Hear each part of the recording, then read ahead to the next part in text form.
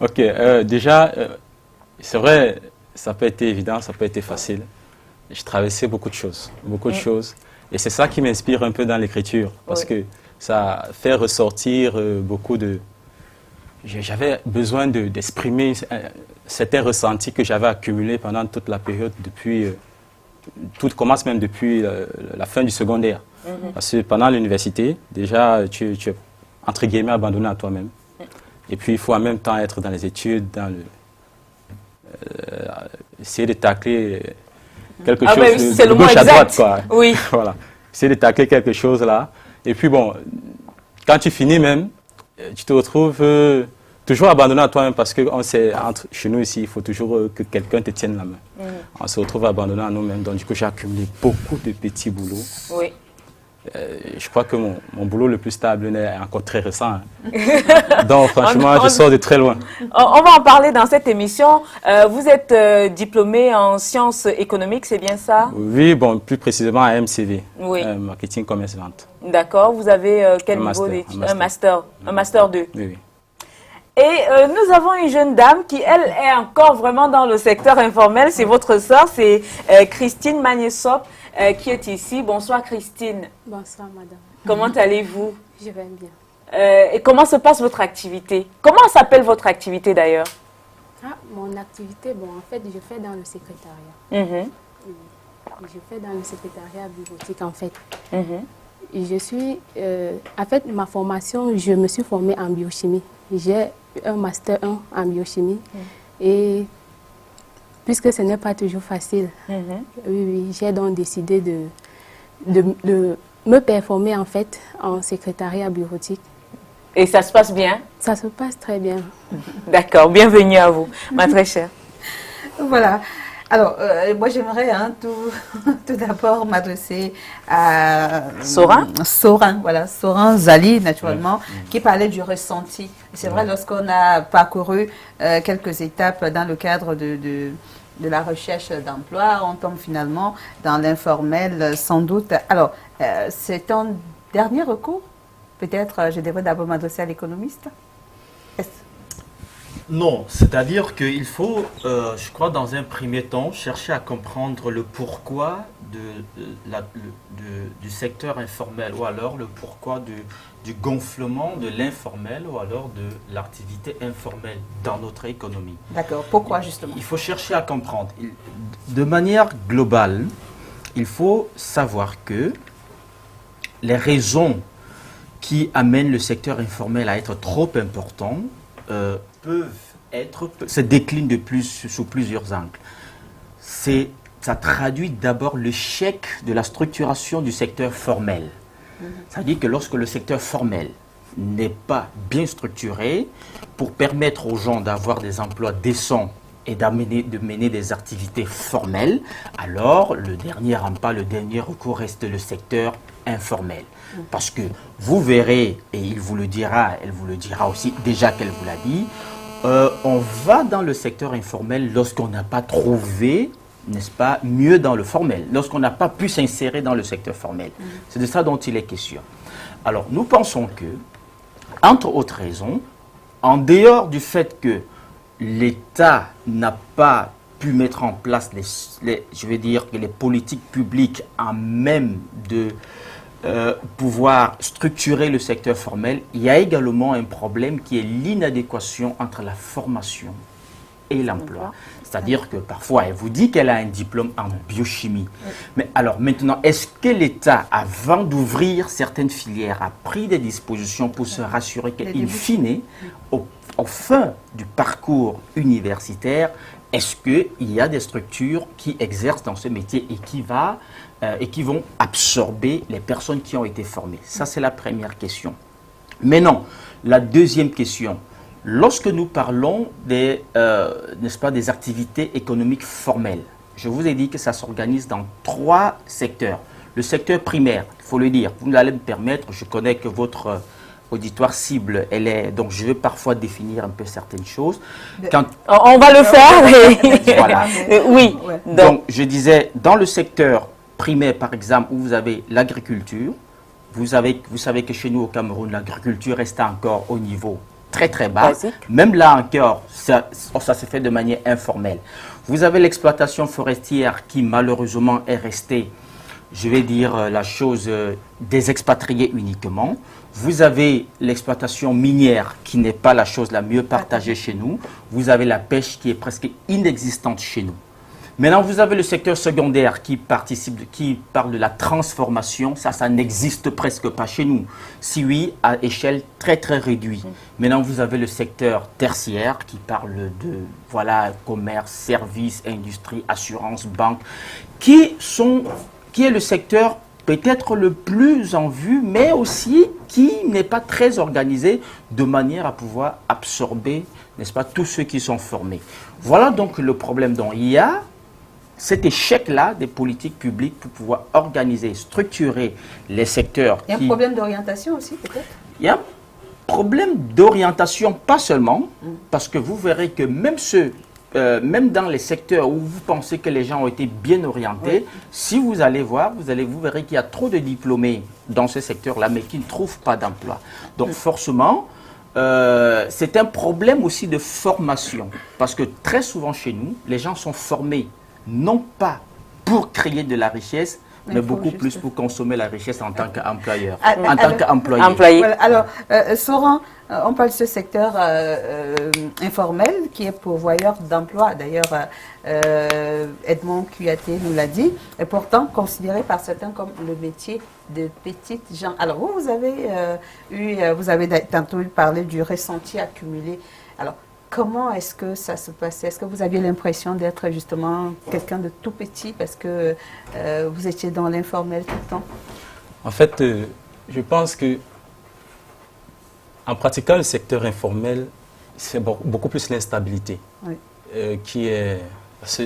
Le fait, par exemple, d'avoir peut-être 2000 francs aujourd'hui, ne pas sûr d'avoir les mêmes 2000 francs demain. Et c'est le fait de ne pas avoir cette stabilité qui fait que on est dans un questionnement permanent. Est-ce que c'est avec ça qu'on va fonder une famille, peut-être? Est-ce que c'est avec ça qu'on va se bâtir une maison? Parce que ce sont les fondamentaux. Bon, maintenant, beaucoup plus, les gens voient ça comme un sous-métier. En fait, comme... Il a raté sa vie. Voilà. Parce que, en vrai, les gens préfèrent voir ça comme ça parce qu'on se dit, avec ça, est-ce qu'il peut planifier une vie? Difficile de planifier une vie. Mais j'ai envie de savoir quel est le regard que les autres portaient sur vous en ce moment-là, Soran. Oui, qu'est-ce que les gens vous disaient? Qu'est-ce qui transparaissait dans le regard qu'ils portaient sur vous? Déjà, j'essaie de m'isoler tout seul. Je m'isolais tout seul justement parce que je fuyais aussi en même temps le regard des autres. Et déjà, les autres, tu n'es pas très important. Du moment où tu ne peux pas...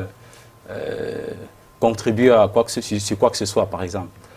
Et là où on essayait un peu de peser, là où on essayait un peu de se valoriser, c'est en se disant peut-être on a au moins une petite matière grise et que peut-être sur un petit débat on pourra poser 2 ou 3 idées et peut-être là on pourra dire, ah, peut-être lui au moins s'il a fait l'école, donc on peut au moins se le prendre au sérieux. Mais si ce n'était que par rapport à ce que tu faisais, on ne te regardait pas du tout. Il est allé à l'école. Alors, Christine, ça rassure quand même de savoir qu'on a de la matière grise, comme Soran le dit. Est-ce que vous sentez bien en dépit du fait que ce n'est pas exactement ce que vous auriez préféré faire? Vous auriez aimé trouver quelque chose dans... la biochimie? Voilà, dans la biochimie, par exemple, que vous avez fait. Maintenant, vous vous retrouvez à... Comment on va dire ça? Dans la bureautique? Dans la bureautique, c'est peut-être pas la série, c'est comme disent nos cousins ivoiriens, mais c'est pas péjoratif par rapport à ce que vous avez fait. Qu'est-ce qui se passe? Comment on vous perçoit, vous? Justement, bon, on a toujours dit qu'il faut avoir le plan B. Il faut toujours avoir un plan B. Bon, en attendant, ou alors dans l'espoir de trouver mieux en biochimie, j'ai donc décidé de procéder ainsi. J'ai donc décidé de faire de la bureautique et j'y trouve mon compte pour le moment. Et puis j'espère, ou alors je n'arrête pas de chercher en fait du côté de la biochimie. Oui, c'est donc ce que j'essaye de faire. Merci Christine. On en reparle juste après notre premier reportage. On a déjà des gens qui ont participé parce que cette émission devait se faire la semaine dernière sur notre page Facebook /dans le Saré. C'est notre premier reportage, l'option de l'informel. D'où vient-elle? Comment on en arrive là? C'est un peu ce que Edmond nous expliquait tout à l'heure, qu'on va retrouver dans ce premier reportage.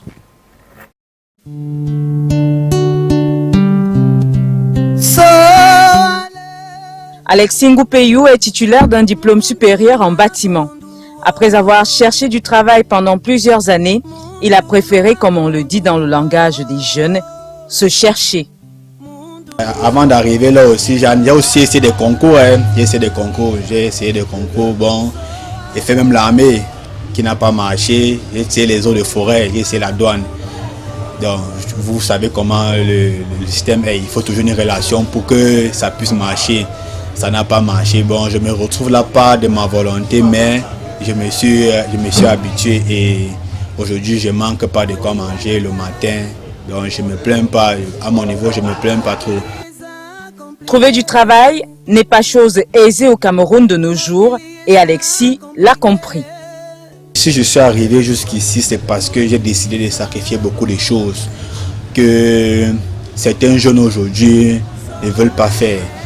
Ils laissent beaucoup de choses tomber. Je vais citer certains, ça me permet les boîtes de nuit, avoir des copines par-ci par-là, la bière, l'alcool, la cigarette et tout. En fait, tout ce que la société défend. Donc j'ai sacrifié beaucoup de choses, j'ai sacrifié même ma famille, j'ai abandonné ma petite soeur pour venir ici dans l'espérance de travailler et l'offrir un lendemain meilleur. Ce jeune homme n'a pas eu la même chance qu'Alexis. Pour avoir été victime d'escroquerie lorsqu'il était à la quête d'un emploi, il se contente aujourd'hui du système D de débrouillardise. Il me dit non, voilà, tu es un jeune très dynamique, tu me donnes ton dossier et je vais t'aider à trouver de l'emploi. Je dis ok, bon, tant mieux, il n'y a pas de souci. Qu'est-ce qu'il faut faire? Il me dit voilà, tu fais la photocopie de ton dernier diplôme, photocopie de ta CNI, une demande manuscrite. Ce que j'ai fait, je lui ai remis et le soir où on part en rendez-vous, je dois lui remettre. Il me dit, tu sais, c'est moi qui reçois les dossiers, mais ce n'est pas moi qui les étudie, ce n'est pas moi qui valide, mais tout passe chez moi. J'ai quand même aussi une force d'influence. Et entre-temps, le directeur général qui est en place, souvent, je peux lui faire des recommandations. Mais quand on lui fait des recommandations comme ça, il pense souvent que nous, on a pris de l'argent derrière. Et souvent, ce qu'il faut faire, c'est lui donner une bouteille de whisky. La bouteille de whisky en question va lui coûter toutes ses économies, surtout que l'argumentaire qui lui est présenté est alléchant. Il a semblé d'abord me faire comprendre que non, c'est ça mon choix, c'est à moi de choisir quel type de whisky je vais offrir, mais sachant que, bien évidemment, c'est un emploi qui sera bien rémunéré parce qu'il me faisait comprendre que dans cette entreprise, on ne paye pas moins de 150 000 déjà, que même la personne qui se charge de la propriété là-bas, à 150 000. À plus forte raison, les diplômés comme nous autres qui devons être dans les bureaux, c'est pas à ce niveau-là, on va nous payer un peu plus cher que ça avec les frais de mission. Donc on peut se retrouver en un mois à pratiquement 350 000 si on travaille bien. Bon, je lui ai dit ok, il n'y a pas de souci. Donc voilà, je pense qu'avec, si je me souviens bien, c'est une somme comme 7 000 francs autour de là que j'avais donné. Après avoir obtenu cette somme, le bon samaritain factice va trouver des prétextes pour ne pas donner suite au dossier. On a pris rendez-vous que très prochainement, il va nous contacter. Nous sommes restés 1, 2, 3 mois. Je dis à mon grand frère que mais depuis, il ne nous appelle pas, c'est comment? Et un jour, mon grand frère prend la peine de l'appeler. Il dit à mon grand frère que non, je ne vous ai pas oublié, je pense à vous, mais sauf qu'on vient de changer le directeur général. Et comme on a changé le directeur général, ce nouveau directeur général qui est arrivé, c'est un blanc. Et comme c'est un blanc, normalement, il y a des dossiers dont il n'a pas encore pris connaissance, dont il a d'abord arrêté le recrutement. Il faut il stabilise d'abord le travail que l'ancien qui était là a fait. Donc ne vous inquiétez pas, soyez, faites-moi confiance, mais je vous ai dit, je vais vous appeler. L'homme ne rappellera jamais et les multiples coups de fil à son endroit ne recevront aucune réponse favorable. Au Cameroun, 90% des emplois sont couverts par le secteur informel. Dr Pierre Alaka nous explique comment l'informel se déploie. l'État a été présenté comme le seul employeur. Alors l'État, face à ces difficultés financières, ne peut plus, et à la présence du FMI, de la Banque mondiale, ne peut plus satisfaire à ce besoin. En conséquence, les jeunes, par un instinct de survie, sont tout à fait obligés d'aller vers la débrouillardise. Mais pour moi, cela est positif. C'est très positif parce que l'esprit d'entreprise va commencer à animer, à habiter la jeune génération, contrairement à la nôtre, où on se disait qu'après la licence, on va travailler pour l'État. Mais aujourd'hui, les gens se rendent à l'évidence qu'on va à l'école pour avoir un niveau et qu'à partir de là, on peut se mettre à son propre compte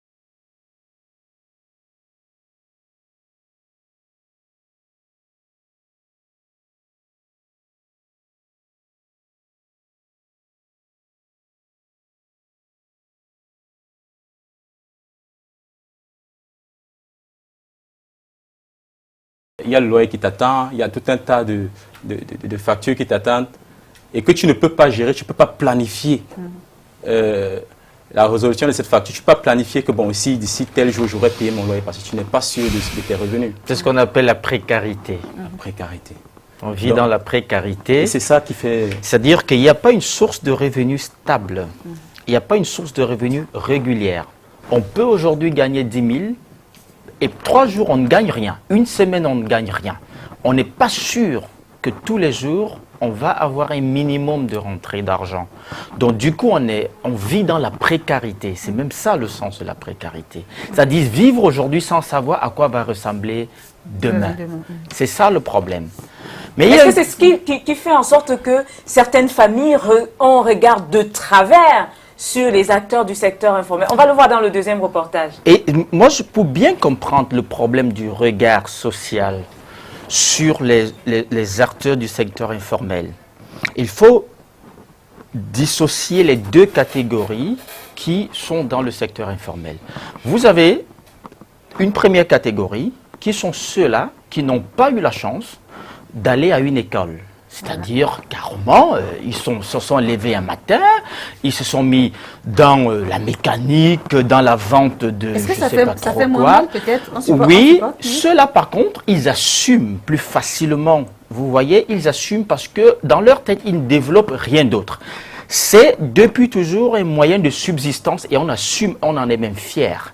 Mais sauf qu'il y a une deuxième catégorie et c'est cette catégorie qu'on doit interroger, n'est-ce pas, comment ils ressentent. Ça, c'est la catégorie de ceux-là qui ont chauffé quand même les bancs pendant longtemps. Ils ont un cursus scolaire parfois très éloquent, mais in fine, ils n'arrivent pas à trouver un endroit où s'exprimer. Et, comme je le disais, exigence naturelle oblige, ils sont obligés d'aller maintenant se convertir dans le système D. Vous m'avez intéressé avec ça. Alors, quand ils se convertissent dans le système D, vous voyez, il y a le regard social qui, du coup, a une prégnance énorme sur eux. Pourquoi? Parce que tout au long de son cursus, il ne s'imaginait pas dans cette condition.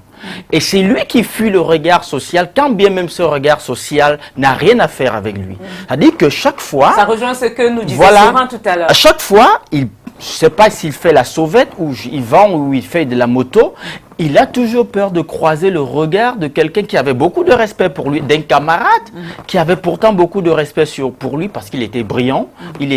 On savait que s'il fallait compter les hommes de demain, il ferait parmi, il serait peut-être parmi les 5 premiers. Mais aujourd'hui, se voir dans une condition, je ne vais pas dire minable, mais se voir dans une condition autre que celle qu'il a idéalisée pendant longtemps, ça lui pose un problème de regard de l'autre.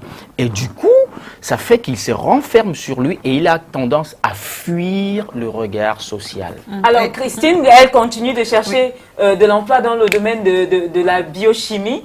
Que font vos camarades aujourd'hui? Vos camarades de Master 1 ou de licence ou de deuxième année, de première année? Les camarades de... Ceux qui ont percé dans le domaine, quoi. Ah, percé ou pas percé, hein? Les deux. Ceux qui ont percé, qu'est-ce qu'ils sont, qu'est-ce qu'ils font? Et ceux qui n'ont pas percé, qu'est-ce qu'ils font? Bon, après la licence, la plupart sont allés faire... Bon, puisque la biochimie est diversifiée, puisqu'il y a les filières, il y a par exemple la nutrition, il y a pharmacologie et la biochimie clinique. Bon, d'aucuns sont allés se performer dans des centres de formation. Il y a d'autres qui sont allés faire délégué médical. D'autres sont allés à l'INSAI de Gaoundéré, par exemple.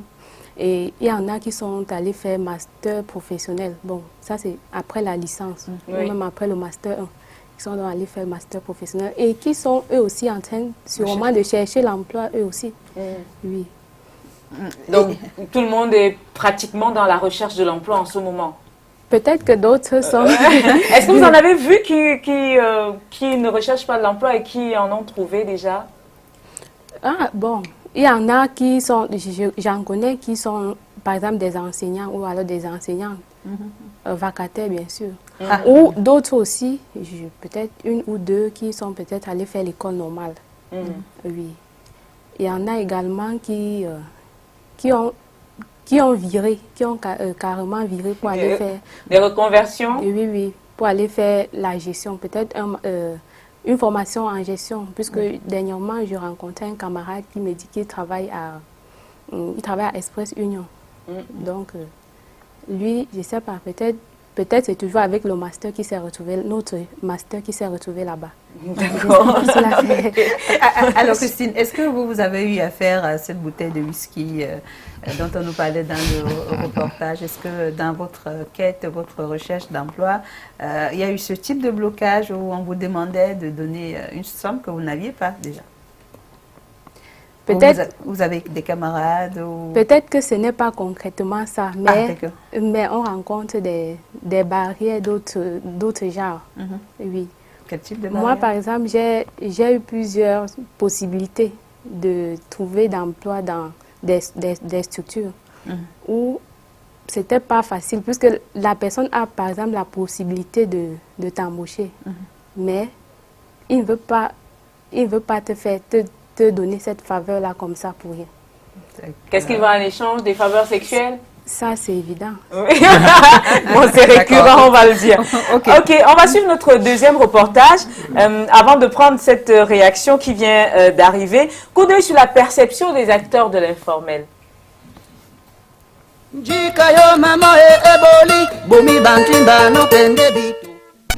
Magloire est vendeuse de beignets Amandine.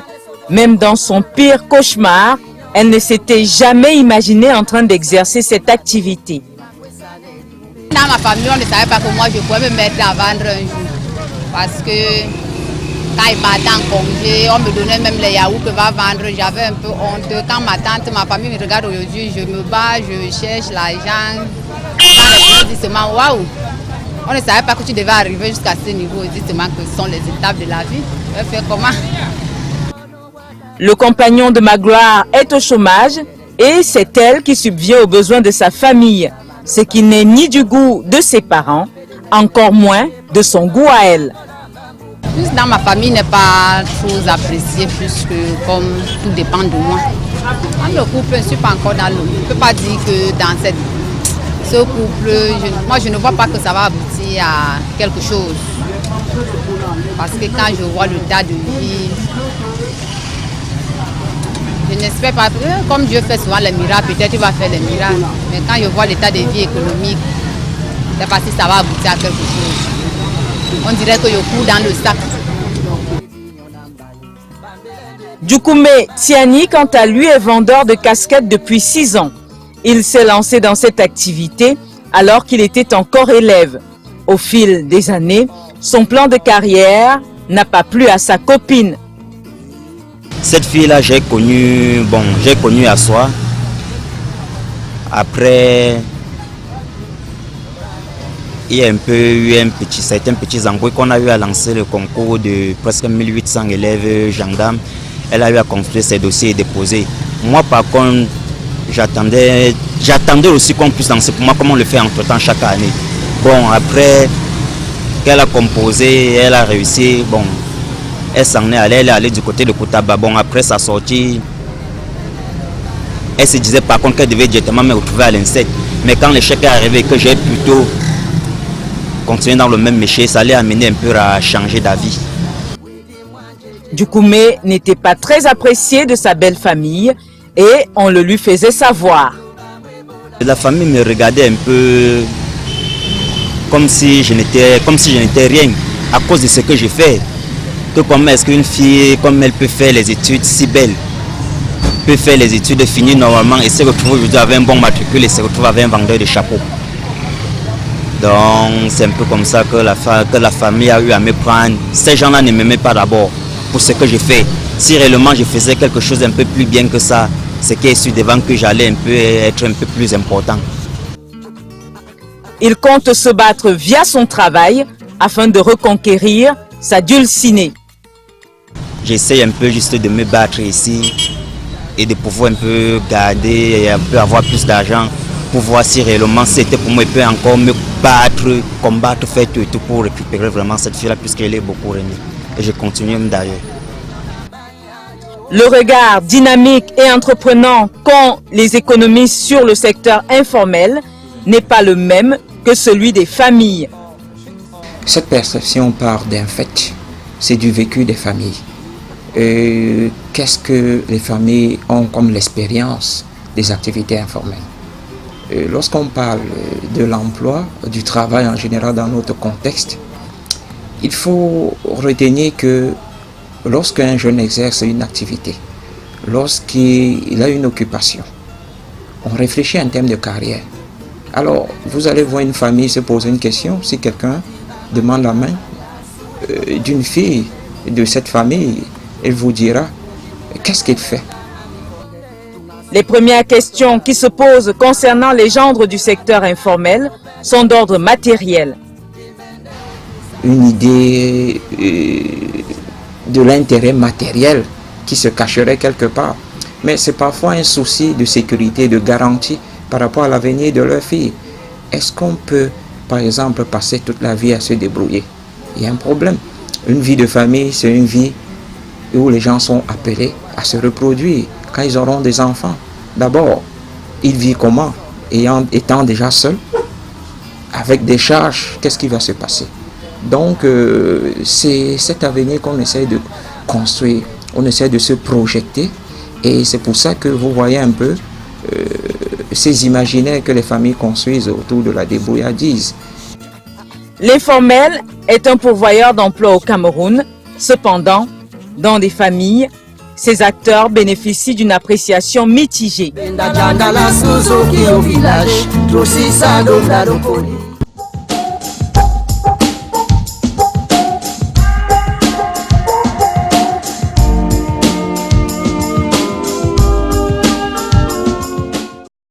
Sur notre page facebook.com/dans le Saré, nous avons Lutzon Goodluck qui nous dit que dès lors que l'homme paye la quittance de la lumière, la femme paye celle de l'eau, plus question de gendre idéal. Donc cette question ne devrait pas se poser. Colson Gangong qui dit que pour lui le meilleur gendre c'est celui qui respecte sa compagne et tout travail qui aide l'humanité a de la valeur et de l'importance, que ce soit informel ou pas. Pour lui, on ne devrait pas poser ce type de questions. Alors, Joël Ngekam qui nous dit que ce sont des familles qui n'ont pas de valeur, ce sont des familles arrivistes qui pensent qu'un gendre du secteur informel est un moindre gendre. Voilà. Et donc, Edmond, on revient donc à cette question de plan de carrière. Est-ce que dans le secteur informel, on n'a pas de plan de carrière? Du coup, la belle famille se pose des questions ou alors l'environnement se pose des questions? Il n'y a pas de plan de carrière vraiment? Non, non. Le secteur informel se caractérise substantiellement par la précarité. Vous pouvez, comme je le disais, c'est-à-dire qu'on vit dans la peur du lendemain. On peut à tout moment se retrouver sans emploi, sans source de revenus. Mais ça fait peur de dire ça comme ça. Il n'y en a pas qui se démarquent quand même. Sauf que, en principe, le secteur informel pouvait être un tremplin. Je prends un exemple.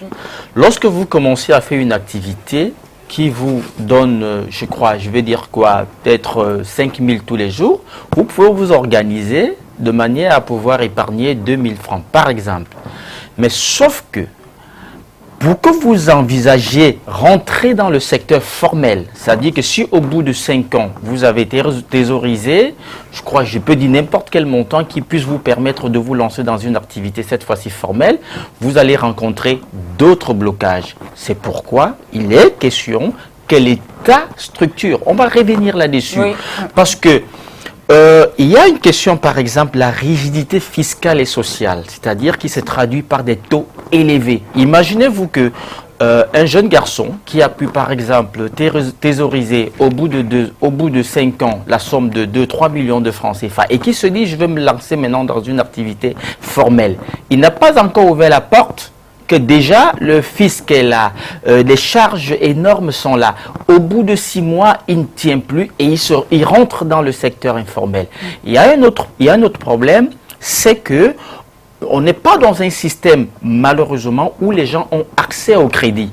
Parce que si, par exemple, après avoir eu 3 millions de francs, on était dans un système où ça peut être un apport personnel et que je me rends maintenant auprès des institutions financières pour avoir accès au crédit et maintenant, cette fois-ci, faire une activité beaucoup plus formelle, beaucoup plus ample et beaucoup plus considérable, ça aurait encore pu se faire. Mais sauf que on est dans un système où la désorganisation au sommet de l'État fait en sorte que les gens sont obligés de rester continuellement dans le secteur informel. Sorin. Alors, vous étiez là, vous vous disiez, il faut que je sorte d'ici, il n'y a pas de plan de carrière, vous vous êtes dit ça? Oui, je me suis dit... Vous aviez une belle famille à l'époque, hein, déjà?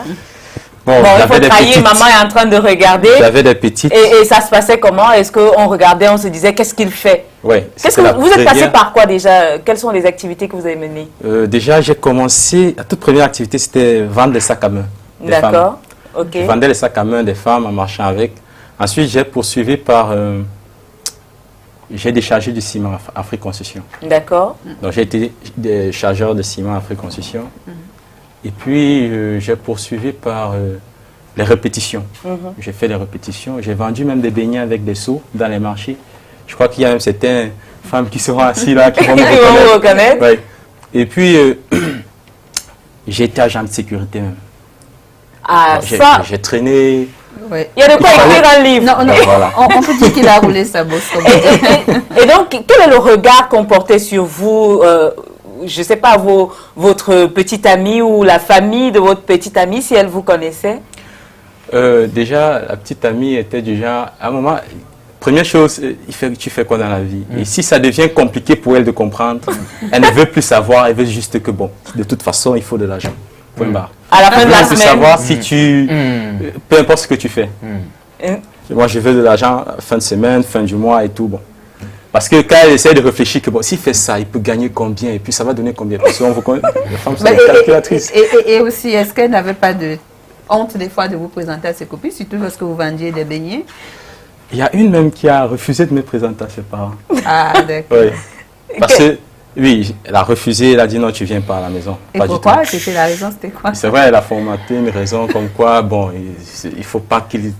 C'est vrai, je lui parle de toi, mais c'est pas encore le moment et tout. Bon, moi, j'avais déjà compris. J'avais déjà compris. Et aujourd'hui, elle veut que vous dites vrai. Elle ne vous harcèle pas aujourd'hui, celle-là? Ça fait depuis 3 ans même qu'elle m'harcèle. Et vous répondez, ben non, je suis plus du quartier. Oui, c'est exactement ça. Alors, moi j'avais envie de poser une question à Edmond. Tout à l'heure, parce que nous, on nous dit souvent, je ne sais pas si c'est moi, je ne suis pas une économiste, hein, au quartier on dit que ben non, tel a vendu de l'eau glacée, il est devenu super millionnaire, tel autre a poussé, est devenu ceci. Et vous nous dites en tant qu'économiste que c'est presque pas possible. Alors, est-ce que c'est pas justement possible d'avoir ce genre de carrière, de commencer par peut-être une vente de beignets et puis de se retrouver avec des grosses boutiques et un très grand homme d'affaires ou grande femme d'affaires? Vous nous dites que c'est pas possible? Attention à ce que vous allez dire, parce que... Non, ce qu'il faut contextualiser. Jusqu'à une certaine époque, nous étions dans une économie de marché. C'est différent. Qui est dictée par certaines lois. Ça veut dire que vous pouviez commencer par vendre, je ne sais pas, n'importe quoi. Et des arachides grillés, notamment. Des arachides grillés, mais il faut savoir à quelle proportion on vend les arachides grillés. Je pense pas que c'est en vendant les arachides grillés de 2500 dans un plateau. Non, je crois qu'il faut sortir un peu du côté, je vais dire, anecdotique de la chose. Il faut savoir que jusqu'à une certaine époque, c'était encore possible. Pourquoi? Parce que dans l'économie du marché, la concurrence était même déjà un peu rare. Pourquoi? Parce que vous n'étiez pas nombreux à le faire. Vous voyez un peu quand quelqu'un, comme disait le docteur... Pour la ménagère qui regarde à la maison, qu'est-ce que vous lui expliqueriez si elle vous demande ce que c'est que l'économie du marché? Ben écoutez, pour parler en des termes simples, c'est une économie où qui est dictée par une seule loi, celle de l'offre et de la demande, tout simplement. On va parler en des termes très simples.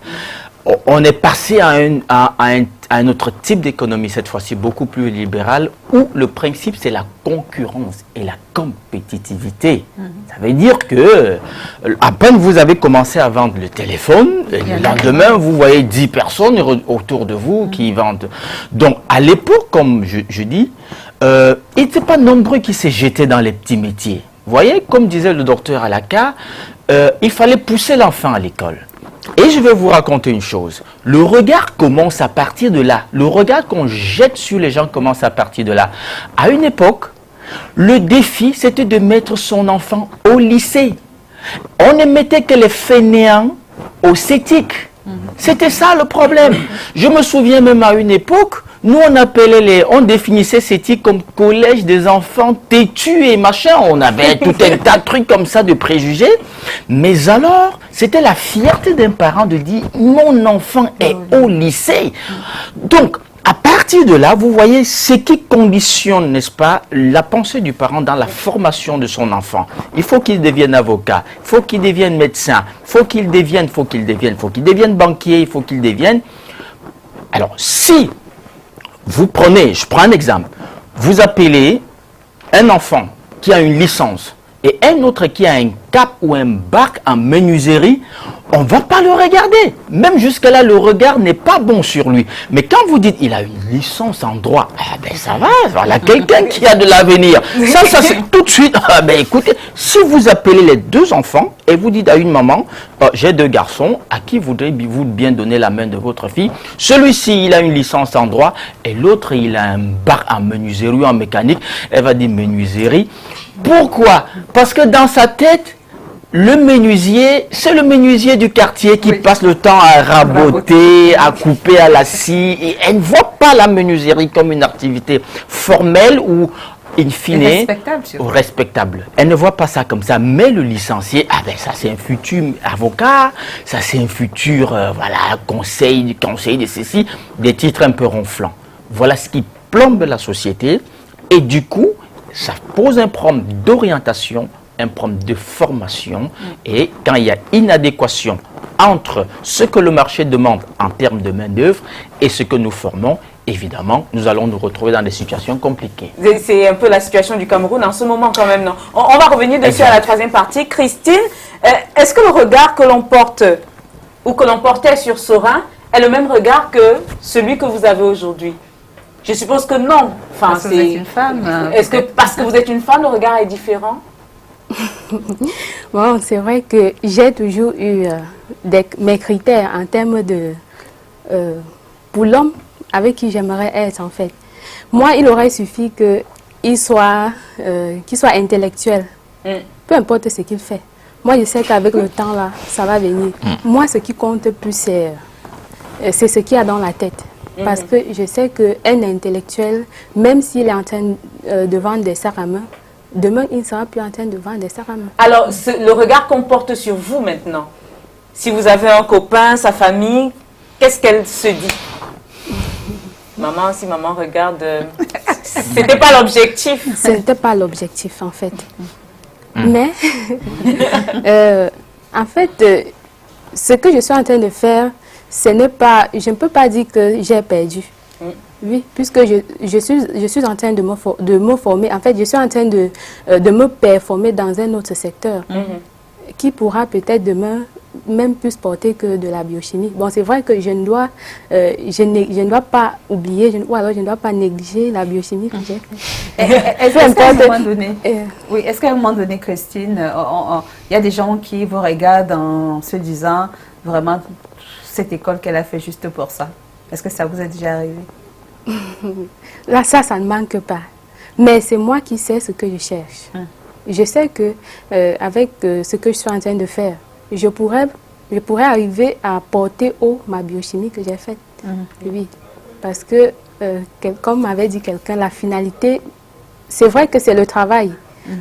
Mais j'ai souvent beaucoup plus insisté sur un fait, sur la valorisation. Il faut aussi penser à valoriser ce qu'on a étudié, ce qu'on a fait à l'école. On va revenir sur les anecdotes, hein, Christine, parce que vous tournez autour du pot. On a besoin des anecdotes, nous, sur ce plateau. Sora nous en a raconté. Et lorsque le livre sera prêt, vous reviendrez. Vos histoires sont très intéressantes. Des anecdotes, je peux vous en donner. On prend d'abord le dernier reportage. Ah, d'accord. Alors, il faut bien justement pouvoir prendre soin de ces personnes qui se retrouvent dans le secteur informel, que ce soit par dépit ou par volonté personnelle. Je ne sais pas si c'est arrivé souvent qu'on choisisse de le faire, peut-être comme l'économiste l'a dit, lorsqu'on n'est pas forcément allé à l'école, mais pour une santé donc sociale des acteurs de l'informel. Nous allons être édifiés et on revient juste derrière.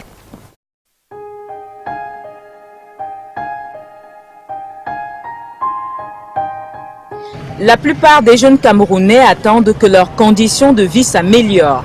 Magloire ne cesse de le marteler. J'aimerais changer de métier parce que le travail c'est trop fatigant. Je ne veux pas dire que je vais terminer sur les billets toute ma vie.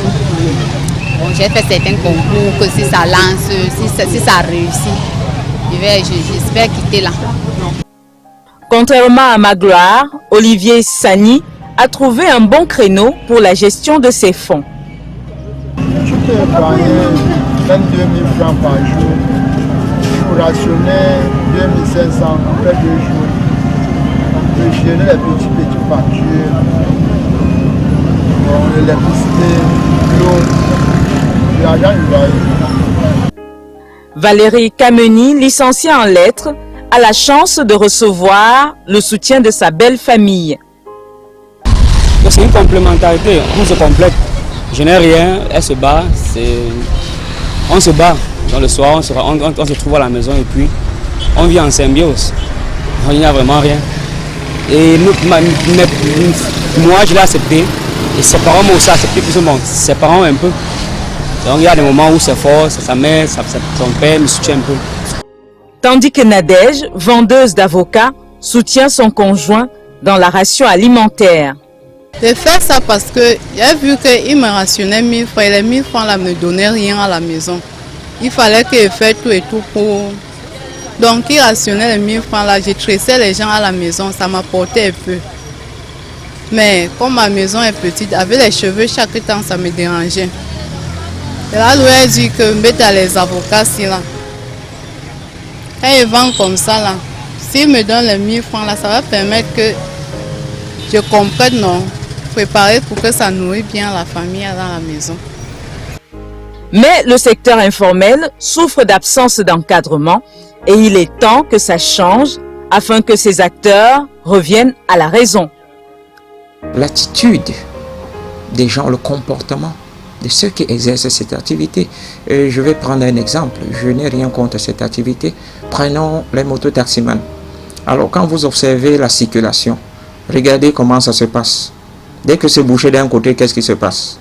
Sur la terre pleine, sens inverse. Regardez le comportement de tous les débrouillards. Je ne dis pas les motos comme si je stigmatisais ce secteur d'activité. Regardez comment on est violent, grossier. Reste à l'État de jouer son rôle de père de famille pour donner meilleure image au secteur informel. L'État doit jouer le rôle de régulateur, le rôle d'harmonisateur et le rôle de stabilisateur de ces nouveaux métiers. L'État doit les encadrer.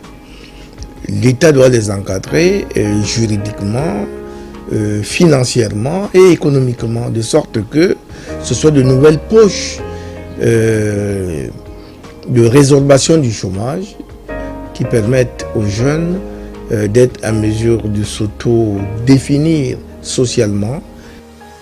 L'informel a un poids important dans le PIB du Cameroun. L'environnement social est appelé à le prendre en compte.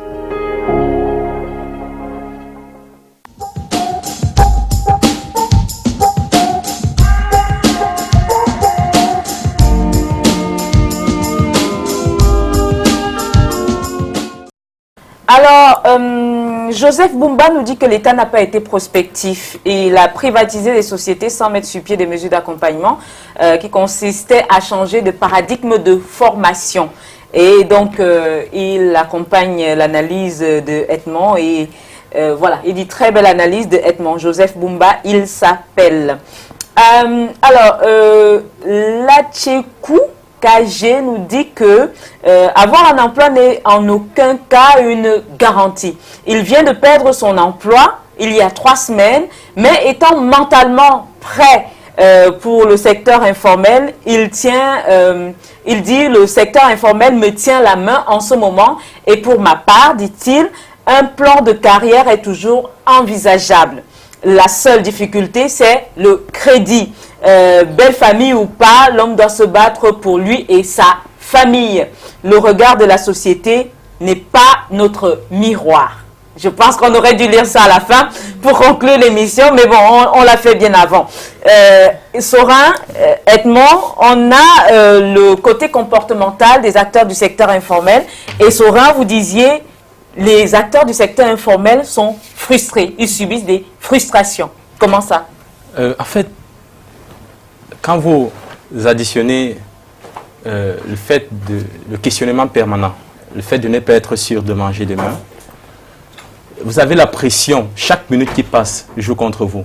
Par exemple, vous êtes par exemple dans un marché, vous vendez peut-être des chapeaux comme le reportage que nous avons vu tout à l'heure. Si par exemple vous avez l'habitude d'avoir peut-être sur chaque chapeau 500 et que vous avez l'habitude de vendre par exemple 6 pour avoir 3000 par jour. Et s'il est déjà 15 heures, vous n'en avez vendu qu'un seul. Je crois que mentalement vous ne seriez pas bien. Quelqu'un peut venir vous demander, mais je veux le chapeau. Il suffit qu'il donne un prix qui n'est pas le vôtre, vous commencez à l'insulter, vous commencez à dire, mais franchement, va acheter les beignets avec ton argent et tout. Du coup, ça joue, la frustration, le fait d'avoir la pression du temps et aussi... C'est ce qui explique un peu le comportement des conducteurs, désolé, de motos qui, on dirait à un moment donné des fois comme s'ils sont nés d'une même mère, d'un même père, même des intellectuels réagissent exactement comme ceux qui n'ont jamais mis pied à l'école. Est-ce que c'est également cette frustration qui est la cause? Déjà, parlant des mototaxis, comme on les appelle souvent, les mototaximans, il y a le fait des conditions de travail. Le mototaximan, lui, travaille sous le soleil. Il y a aussi le fait de côtoyer, parce qu'on voit toujours la chose vers le mototaximan, on ne voit pas le client. Il y a des clients qui peuvent être, parce que moi j'ai exercé ce métier. Aussi, oui, vous êtes passé par plusieurs métiers. Il y a des clients qui sont aussi vraiment, tu portes une femme, oui, vous portez une femme, peut-être elle connaît le tarif, peut-être c'est 300, elle vous dit non, j'ai 200 s'il te plaît. Et puis vous dites, ok d'accord, maintenant vous voulez faire un bâchement, elle vous dit, ah moi je ne veux pas faire de bâchement, je suis comme ça, je suis comme ci. Vous dites, ok d'accord, pas de problème. Après elle dit, mais pourquoi la moto s'il fait tel bruit, tout ça. Dans un moment, lui le mototaximan, on va voir la chose, peut-être rien que... Et du coup, quand il aura quelqu'un qui va monter, il suffit que la personne fasse un faux pas, il fait le mélange. Mais est-ce que ça se comprend? Oui, ça peut se comprendre. Et il faut savoir que généralement, dans le secteur informel, les conditions de travail ne sont pas toujours les meilleures. Il faut savoir qu'on exerce sur le soleil. Vous prenez ceux qui se baladent à longueur de journée avec des marchandises en main. Il faut évaluer déjà le poids. Vous voyez parfois ce qu'ils portent et pour parcourir d'un kilomètre sous un soleil ardent, quand ce n'est pas sous une pluie battante. Et il faut également, vous avez pris un exemple, les mototaxis. Regardez-les, vous êtes dans votre voiture, parfois climatisée, mais c'est eux qui absorbent vos échappements.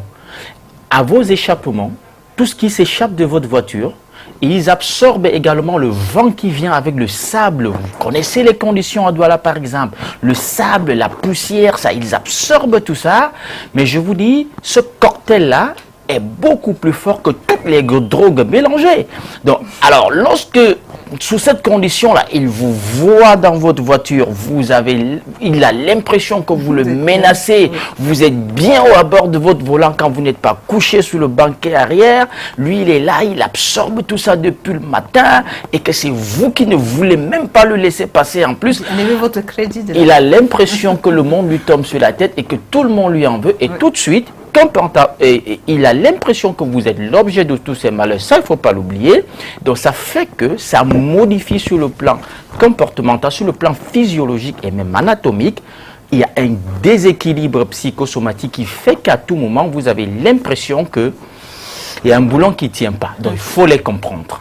Alors, dernière chose, qu'est-ce qu'il faut faire? Il faut un encadrement de l'État, on l'a dit. Maintenant, sur le plan de la formation, qu'est-ce qu'il faut? Vraiment, pour terminer cette émission. Pour terminer, il faut que l'État reprenne ses responsabilités. D'abord, pour organiser les secteurs qui doivent non seulement absorber, n'est-ce pas, le chômage, ceux qui sont formés surtout, mais également donner la chance à ceux qui n'ont pas eu la possibilité d'aller à l'école, d'être formés. Et ça, c'est d'un. De deux, il faut créer des conditions optimales pour que les gens soit puissent accéder au crédit, soit rendre souple un peu les charges fiscales, les charges sociales et autres. Il faut faire tout ça. Et je vais dire que il faut organiser les secteurs pour que les gens aient la possibilité de migrer. Quand vous avez commencé à vendre quelques bananes, que demain vous puissiez ouvrir un magasin de bananes, pourquoi pas. Il faut donner cette possibilité. Vous allez me permettre de dire qu'à la fin, à défaut de faire passionnément ce qu'on aime, faisons toujours avec passion ce que nous avons. Alors Christine, c'est avec passion que vous exercez, mais quel est votre rêve pour terminer? Bon, mon rêve à long terme est que à partir du secrétariat que je fais en ce moment, je ne veux pas y demeurer en fait. Je voudrais juste faire de ça un tremplin. Oui, un tremplin pour pouvoir accomplir mon rêve de biochimiste. D'accord. Et donc, certainement, Sorin, vous êtes déjà en entreprise, vous êtes en train d'écrire votre livre. La suite, ce sera quoi? Je voulais aussi dire que j'ai écrit un livre déjà il y a cela 2 ans, 2015, que j'ai déjà publié du côté de la France. Comment il s'intitule? C'est ma balade. Le titre, c'est ma balade. Et il parle de quoi? Il parle de moi et de tout ce qui tourne autour. Alors, de votre balade, voilà. que vous nous avez raconté. Mais où est-ce qu'on le trouve? Vous pouvez le trouver sur Amazon, Fnac. Je pense qu'on refera une émission, vous apporterez vos livres. Comme ça, on trouvera un angle sur lequel on traitera des sujets et puis voilà, on en reparlera. Ma très chère, on se retrouve lundi. Avec le même plaisir. Et un autre sujet aussi intéressant. Mesdames, Messieurs, merci de nous avoir regardés ce soir. Rendez-vous lundi prochain. Thank